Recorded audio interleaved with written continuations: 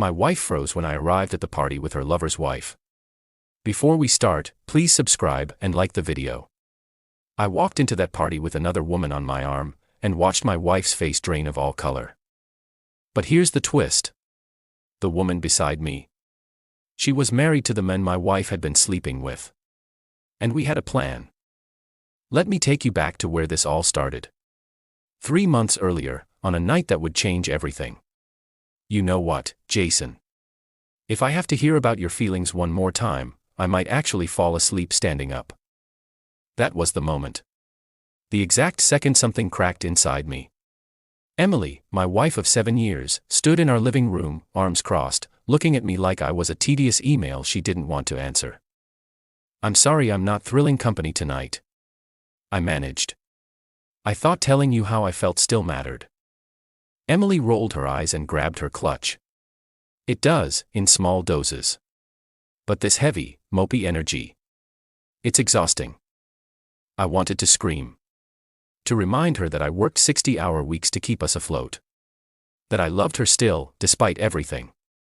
But none of it would matter. She breezed past me, spritzed on perfume, and said over her shoulder, "It's just dinner with friends, Jason. Don't wait up." The door clicked shut, and I sat there stunned. Then my phone buzzed. Unknown number. One message. "She's lying to you." Just 4 words, but they landed like a punch. My thumbs hovered over the screen. Then it buzzed again. "If you want the truth, meet me tomorrow, 9 a.m., Café Driftwood. Don't tell her."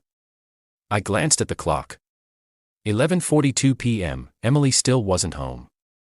I wasn't sure I even knew what my house was built on anymore. And something told me the ground beneath my feet was about to shift. The next morning, I sat at Café Driftwood, hands wrapped around a mug that had stopped steaming. Then she walked in. Sarah scanned the room. Her eyes sharp but tired. Pale green. Almost gray. She looked like someone who'd been hurt in a very specific way and had decided to do something about it. "You're Jason?" she asked softly. I nodded. "You're the one who messaged me." She sat down and got straight to it. "My husband's name is Ryan. He's the one your wife's been seeing." I stared at the scratches on the table. There was something surreal about sitting here talking to a stranger about something so quietly life-altering. "I found their messages 2 weeks ago," she continued. "Her name's in the thread. So are selfies. Hotel bookings. And last night, I watched her walk into the same restaurant he told me he was going to alone. That hit harder than I expected. She told me it was dinner with old friends," I said. Sarah smiled, dry and ironic. "Yeah. Ryan said it was a business dinner. Amazing how social they both are without each other." We sat in silence for a few seconds. Then she leaned forward. "I want to follow them. Document everything. Not because I want to catch them. I already did. I want the truth. The full picture. And I think you do too." I hesitated. "What are you hoping to find?" Sarah looked straight at me. "Something I can't unsee. Something that makes leaving easier." And there it was. The truth behind both of our eyes. We weren't here to catch our spouses. We were here to free ourselves from doubt. "Okay. I'm in," I said.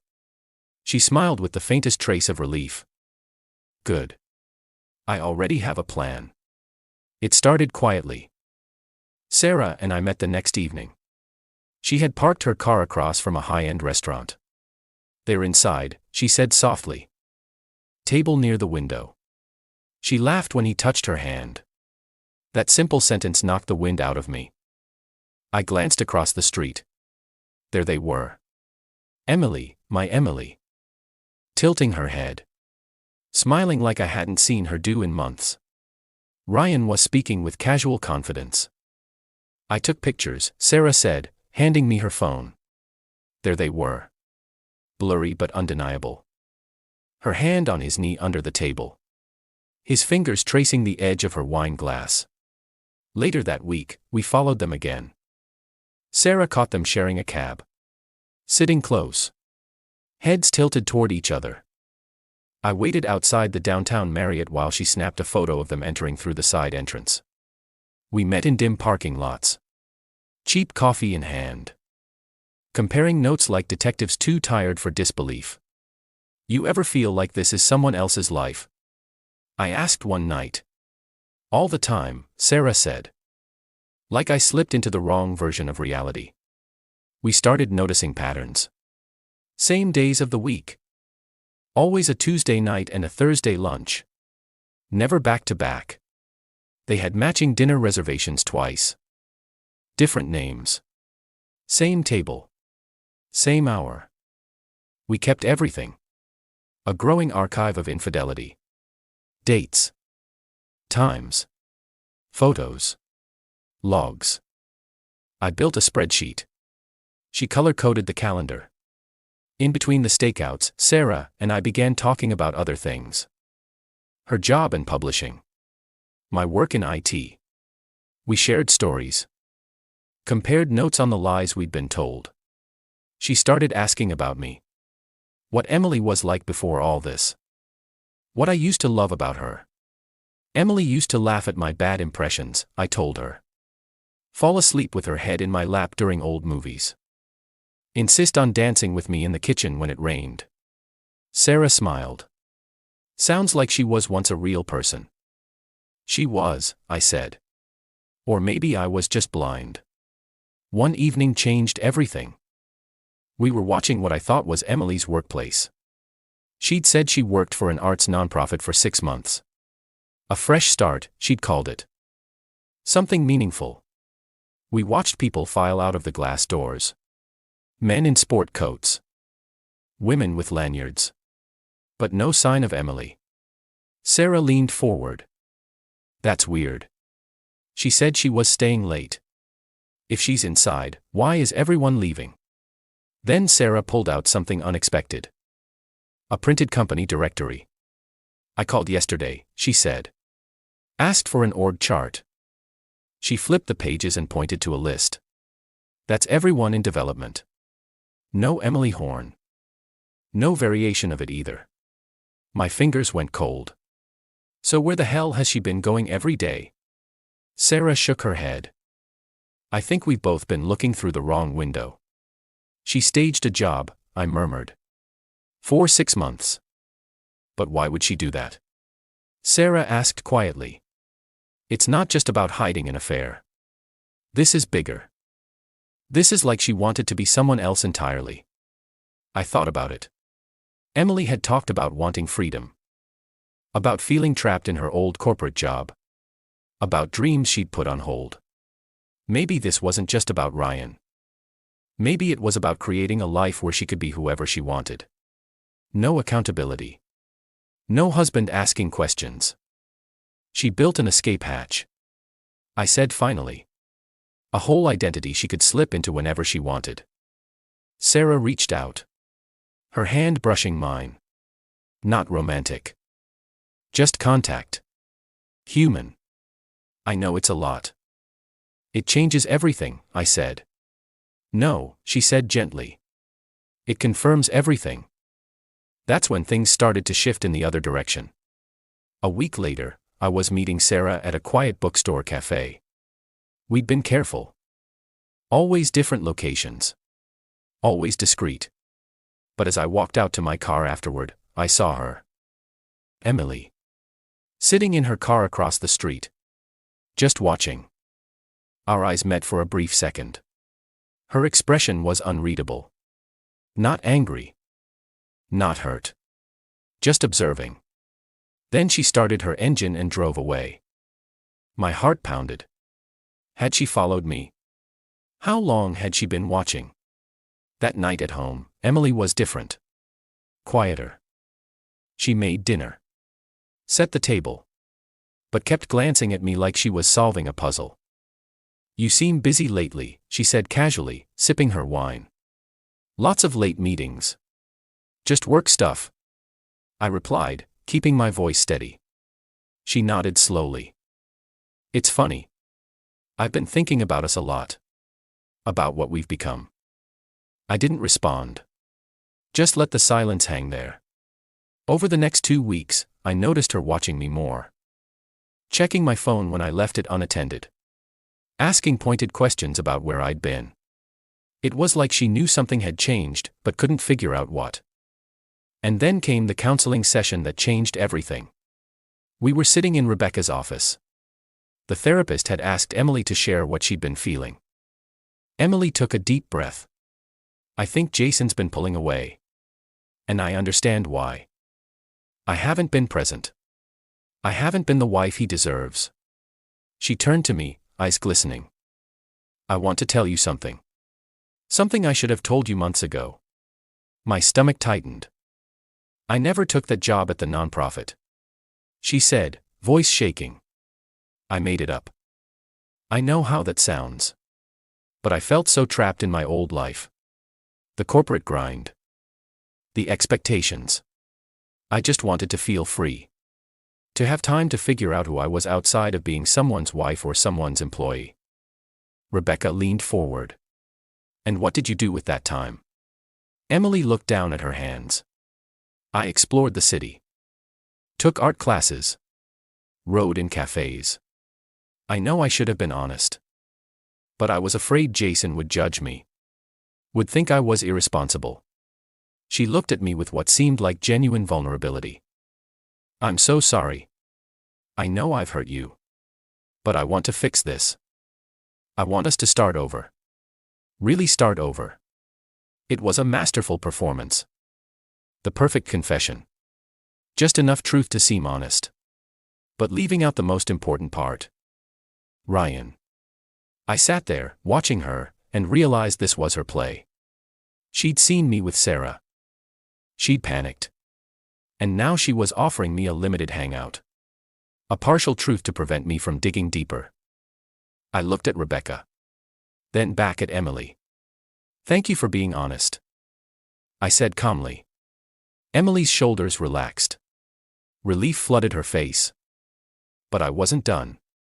I kept going to counseling. Kept playing along. Emily seemed to think her confession had worked. That we were on the path to reconciliation. She made the bed again, with hospital corners. She ironed my shirts. She packed my lunch with notes. Trying so hard. Love E. But I'd seen through it. The fake job confession was just another layer of deception. A strategic retreat to hold the line somewhere else. Meanwhile, Sarah and I continued our work, more carefully now. We knew Emily was suspicious. But we were close. So close to having everything we needed. Then one afternoon, Sarah texted me. Can we meet tonight? It's important. We met in the park. Sarah didn't look at me right away. She just stared straight ahead. You okay? I asked. I took a test. She said finally. A test. She nodded. Pregnancy. Everything inside me stopped. She pulled a folded slip of paper from her coat and passed it to me. Positive. My chest tightened. We hadn't meant to get here.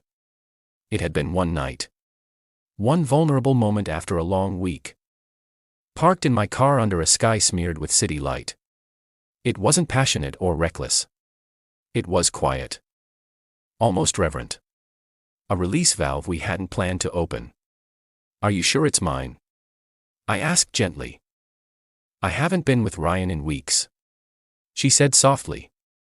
I've been sleeping at my sister's place. He doesn't even notice. I don't know what to say. I admitted. You don't have to say anything. She whispered. This doesn't change your plan. I'm not walking away. I said after a long pause. Sarah looked at me then. Really looked. Jason, you don't have to.